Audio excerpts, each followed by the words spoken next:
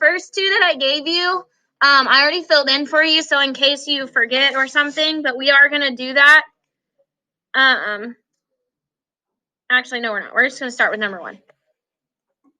So number 1 says 2 times 10 to the 3rd power, and this is already on your paper, plus 5 times 10 to the 5th power. We're adding things up and we're subtracting them today.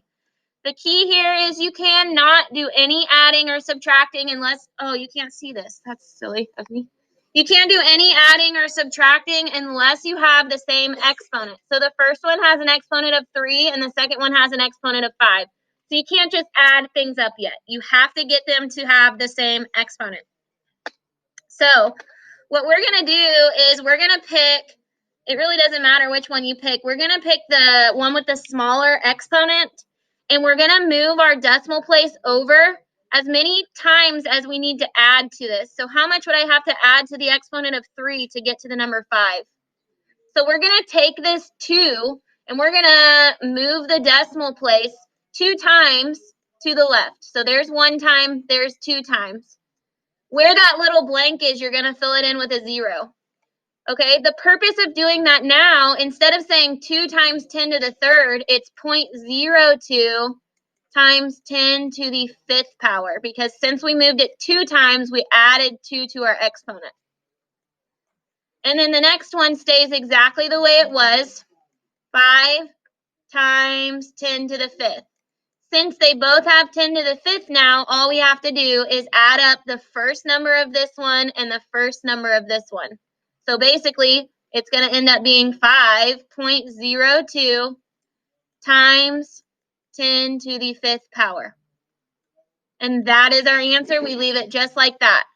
What I will recommend is you do need to check 3 things, okay? You need to check to make sure the first number is between 1 and 10. So it's got to be greater than 1, less than 10. That is true for the number 5.02. It has to have a multiplication sign, and the base has to be a base of 10. So all 3 things are fine, so we know that that is actually written in scientific notation. Okay, so that's number 1. Number 2. This one is not adding, this one's subtracting. So the numbers are 4 times 10 to the 8th minus 9 times 10 to the 7th power. Okay, so I typically am always going to choose the smaller exponent and work with that number, but you can fix the bigger one as well. It doesn't really matter. I'm going to choose the smaller exponent. So I'm going to change this 9, and how much would I have to add to the exponent of 7 to get to 8? I just said it. I don't know why I did that. Okay, so I'm going to move this over 1 decimal place, and I'm going to add 1 to my exponent. So 4 times 10 to the 8th is the first one, minus, it's going to be 0.9 times 10 to the 8th on the second one. Now that they both have 10 to the 8th power, I'm going to take 4 minus 0.9 and figure out what that is. I take the first number of this one and subtract the second. 3.1 times 10 to the, and they both have an exponent of 8, that's what it's going to stay. And that is our answer. That was number 2. Let's see. I want to do one that's a little more drastic. We're going to look at number 5 next on your paper. Number 5. So I know we're skipping around, but that's okay. It is 4 times 10 to the 2nd plus 7 times 10 to the 3rd. The reason that I chose this one is for some reason people get confused when they switch it. So the first one is actually the smaller exponent. So this is the one that I would be focusing on. The last 2 that we've done, we've changed the very first one. No, we didn't. No, we didn't on the last one. Okay, so we're going to choose the smaller exponent. I only need to add 1 to get to 3. So I know I just need to move my decimal place over 1, add 1 to my exponent. So 0.4 times 10 to the 3rd. What's 0.4 plus 7? There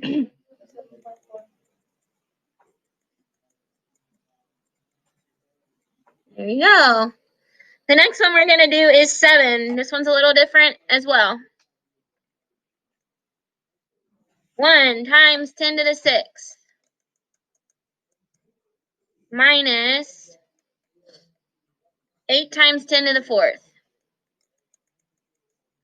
Okay, the reason I chose this one is because you're going to have to do more than one decimal place. You're going to have to move it how many times?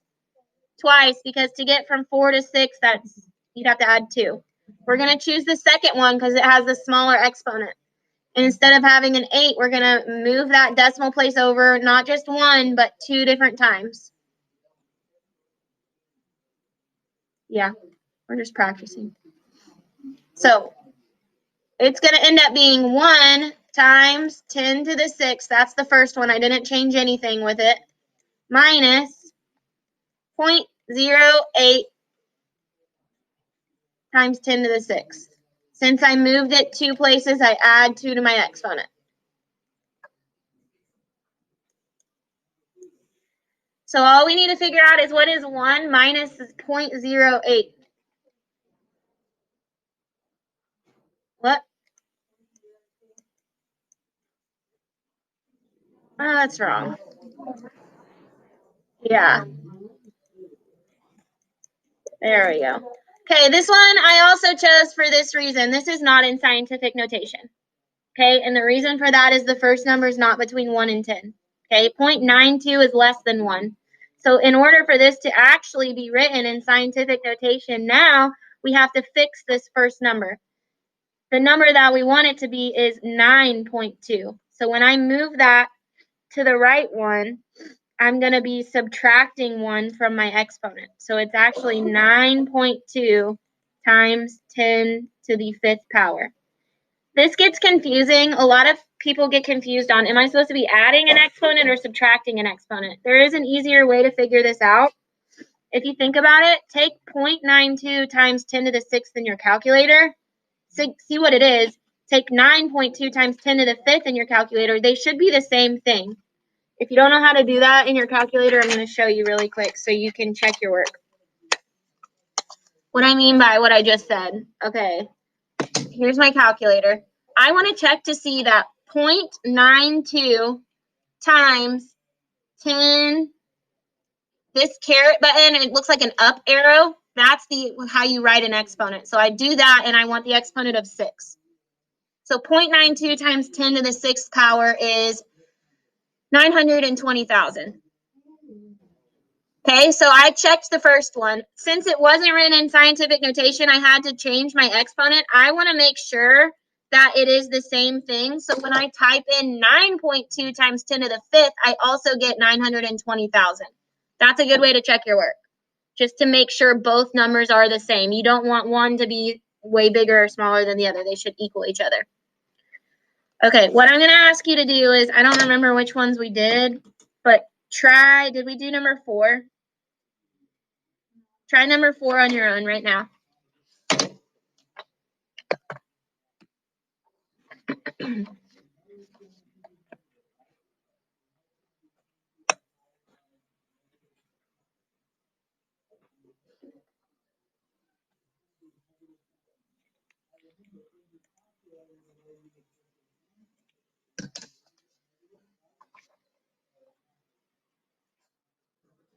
So I'm going to write number 4 down as you go, but it's 5 times 10 to the 7th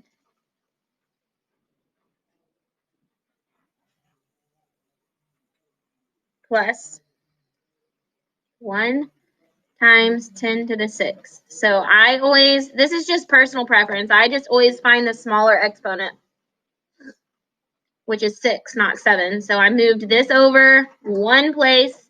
So it's basically 5 plus 0.1, which is 5.1. And it would be times 10 to the 7th. How did it go for you? Did you get that? All right, that's our lesson for today. Tomorrow we're going to do multiplying and dividing, which is even easier than this. And then we'll start our regular stuff. So that is